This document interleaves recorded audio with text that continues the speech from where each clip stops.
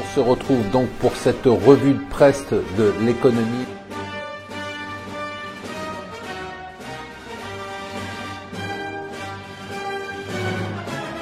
Bonjour et bienvenue sur Mon Financier pour la revue de presse de l'économie. Nous sommes le vendredi 27 octobre. L'événement du jour, c'est Mario Draghi. On s'attendait à ce qu'il annonce une réduction donc du programme de rachat d'obligations, donc d'injection de liquidités. C'est ce qu'il a fait.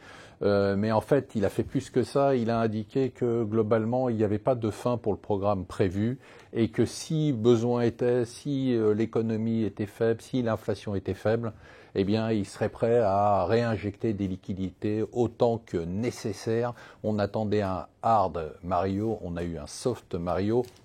Eh bien, du coup, les marchés ont tout simplement applaudi, ils ont explosé, le CAC a pris 1,5% et rejoint des niveaux qu'on n'avait pas vus depuis 10 ans. C'est l'euphorie sur les marchés européens et pendant ce temps-là, l'euro s'est quasiment effondré. On est au-dessus de 1,16 ce matin et les taux d'intérêt se sont détendus en Europe. Donc on peut dire que Mario Draghi est à nouveau l'ami des investisseurs et des traders. Alors quelques nouvelles sur la France. D'abord, le Figaro Économie nous dit que Emmanuel Macron pense à un nouveau modèle de participation, d'action pour les employés dans toutes les entreprises. Et enfin, ce feuilleton sur la taxe sur les dividendes, vous savez que le gouvernement doit rembourser 10 milliards d'euros aux grandes entreprises, et bien il a décidé de leur prendre 5 milliards d'euros sur le dernier acompte sur l'impôt sur les sociétés pour rembourser une partie des 10 milliards d'euros. Alors on ne sait pas si ça aussi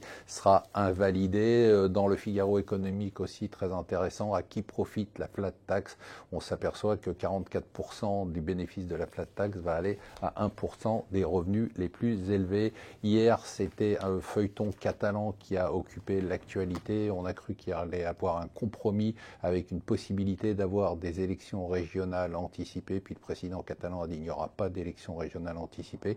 Aujourd'hui, s'il ne se passe rien, eh bien, le gouvernement espagnol devrait mettre sous tutelle tout simplement la Catalogne. C'est quand même assez brutal. On va voir ce qui va se passer. Et enfin, The Economist du jour sort une couverture sur Tsar is born et c'est la photo de Vladimir Poutine déguisé en tsar.